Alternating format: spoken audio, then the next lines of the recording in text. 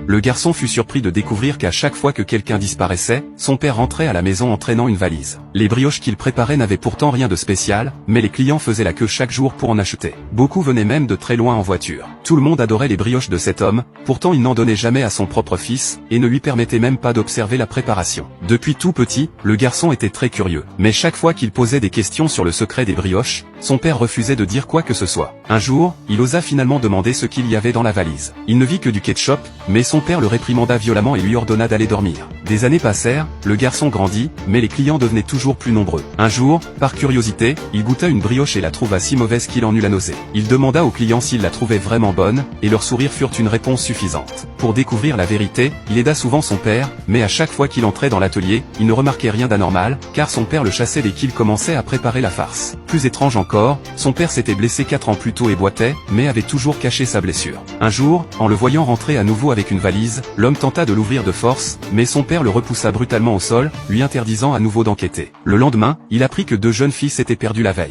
En repensant à la valise ramenée par son père, le doute s'installa. Il interrogea un client, qui lui montra une photo. Plus tard, en jetant les ordures, il découvrit un vêtement de fille dans leur propre poubelle. Il courut confronter son père, mais celui-ci brûla aussitôt la seule preuve, sans même la regarder. Il décida donc d'attendre une autre occasion. Un jour, son père sortit avec la valise. Il le suivit discrètement et le vit parler à une femme inconnue. Lorsqu'ils sortirent des outils, un craquement de branches attira l'attention de son père. En découvrant son fils, il renvoya précipitamment la femme.